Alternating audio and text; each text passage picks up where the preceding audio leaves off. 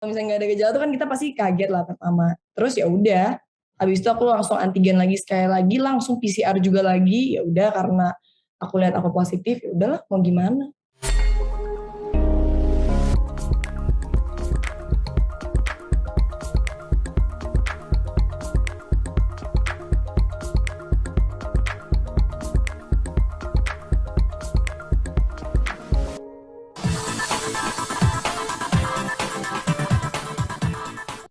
Mungkin selain berita heboh yang kemarin tuh berarti kan namanya Kak Wilona pernah terpapar COVID juga ya.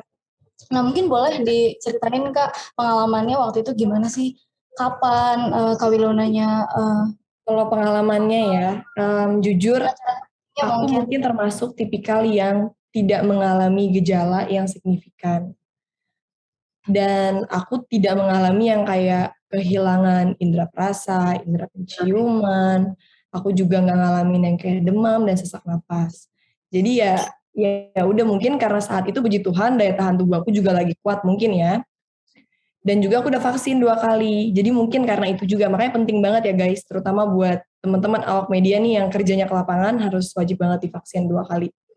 Jadi ya udah aku tiba-tiba pas hasil swab positif, aku swab lagi sekali lagi antigen positif lagi, aku langsung lah pergi ke rumah sakit untuk PCR. Dan karena nggak ada gejala ya udah, terus udah. Jadi aku isoman, aku makan semuanya aku makan dari makan buah, makan sayur, aku minum air putih, stylist aku kirimin aku peach gum, aku minum segala macam vitamin. Terus juga aku berjemur di bawah matahari setiap hari 30 sampai 45 menit. Itu aja sih kalau aku caranya. Kapan itu Kak berarti terpaparnya dan berapa lama waktu itu? Yang terpapar waktu itu Kak Wilonnya Cuma sendiri aku atau doang sih. kapan Kak? Berarti berapa lama waktu itu isolasinya mungkin? Aku udah upload di IG post aku ya. Aku tanggal 22. Sampai berapa lama Kak? Hmm, jujur sih sebentar ya. Kayak nggak lama. Soalnya waktu itu kan aku langsung, jadi tuh sebenarnya gini, aku pun juga nggak tahu bakal lama atau enggak. Jadi tiba-tiba aku udah ngerasa, oh kok aku udah agak kesehatan ya, aku iseng lah. Yaudah aku mau iseng tes. Tiba-tiba aku udah negatif, aku sendiri juga kaget, wah aku udah negatif, kayak gitu.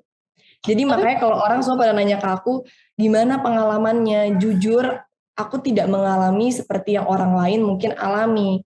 Yang mungkin parah dan gimana. Dan bagaimana cara mengatasinya.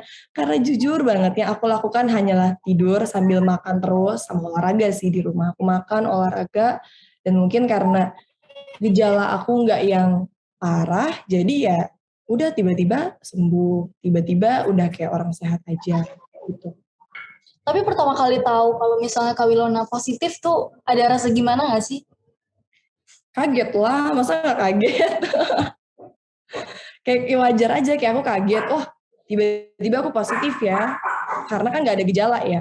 Dan kalau misalnya nggak ada gejala tuh kan kita pasti kaget lah pertama. Terus ya udah, habis itu aku langsung antigen lagi sekali lagi, langsung PCR juga lagi. Ya udah karena aku lihat aku positif, ya udahlah mau gimana. Natasha Wilona. Supportnya Kak dari Ya. dan Kak mulai juga Kamu pernah, halo? Ya.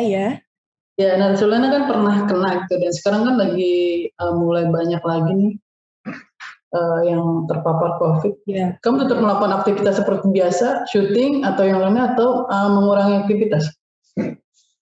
Jujur ya, kayak kemarin aku juga ngomong di vlog aku bilang kalau bisa sebisa mungkin kita jangan terlalu banyak aktivitas di luar. Tapi aku mengerti banyak orang yang mungkin kalau mereka cuma di rumah aja, mereka tidak bisa memberi makan anak istrinya atau mungkin keluarganya. Jadi kalau seandainya harus banget keluar, ya pakai protokol aja. Seperti misalnya pakai masker, bawa hand sanitizer, cuci tangan, dan nyampe rumah wajib mandi, itu udah pasti. Sama yang paling penting bagi aku saat ini adalah semua divaksin sih. Karena dengan kamu divaksin, setidaknya kita akan mengurangi rantai COVID yang lagi tinggi ini. Kalau menurut aku gitu. Tapi selebihnya kalau mau tahu yang lebih detail dan lebih pastinya ya kita harus tanya ke pakar dan yang ahlinya ya. Karena kan ini aku cuma orang awam. Tapi support dari orang-orang terdekat mungkin seperti sahabat kayak Feral mungkin terus Kak Feli seperti apa sih supportnya? Banyak sih, aku bersyukur dikelilingin orang-orang yang baik dan sayang sama aku. Mereka bener-bener mensupport, bener-bener yang kayak peduli, sayang. Pokoknya saat aku tiba-tiba terkena sesuatu hal yang tidak baik aja, aku langsung ditelepon semua orang. Sampai kayak aku setiap kali telepon sama teman 1 jam, karena semuanya bertanya ada apa, kenapa, tapi kamu udah sehat, kamu udah ini, iya, puji Tuhan, gak apa-apa. Jadi ya intinya sih aku bersyukur sama Tuhan karena bagi aku hidup aku udah cukup, udah lebih dari kata sempurna yang Tuhan kasih gitu. Aku diberikan kesehatan, diberikan orang tua, diberikan keluarga yang menyayangi aku, diberikan sahabat yang benar-benar mensupport dan menyayangi aku. Jadi ya aku berterima kasih lah. Ditambah juga aku yakin banyak orang di luar sana yang sayang juga sama aku.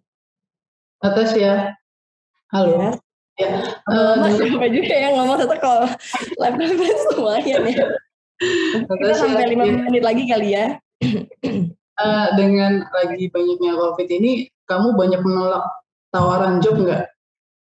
Karena kamu akhirnya agak selektif untuk memilih job-job yang ke kamu gitu ya. Selama itu sih udah pasti. Maksud aku tanpa corona pun kita pasti akan selektif dalam memilih pekerjaan kita ya, memilih yang terbaik. Cuma pas banget kebetulan emang aku tuh baru banget selesai syuting series aku di awal Juni. Jadi emang saat ini emang lagi waktunya aku istirahat.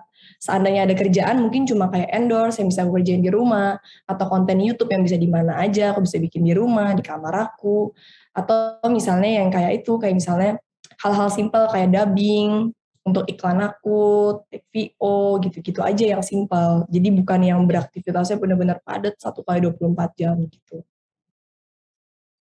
Oke. Dulu mungkin hikmah dan pelajaran yang bisa diambil dari kejadian yang udah terjadi ya.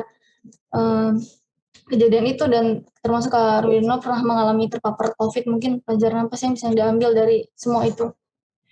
Kalau bagi aku, pelajaran yang bisa diambil adalah namanya hidup, perjalanan hidup itu tidak selalu mulus, tidak selalu tertawa, tidak selalu bahagia. Ada saatnya mungkin kita menangis, ada saatnya kita down, hidup itu seperti roller coaster. Tapi di luar dari itu semua, kuncinya adalah banyak bersyukur. Karena saat kita bersyukur, hati kita tenang, pikiran kita tenang, kita fokus ke hal-hal yang positif. Dan saat kita bersyukur, kita juga akan lebih menghargai. Bukan cuma menghargai hidup kita, menghargai orang lain di sekitar kita. Kalau menurut aku itu. Oke semuanya. Terima kasih buat teman-teman awak media yang udah join hari ini. Terima kasih juga, semoga aja pemberitaan dan juga live conference yang udah kita lakukan ini bisa membawa dampak yang positif, bukan cuma buat aku, tapi juga buat orang-orang sekitar aku dan juga buat teman-teman awak media yang akan nyampein beritanya. Thank you. Terima kasih. Terima kasih.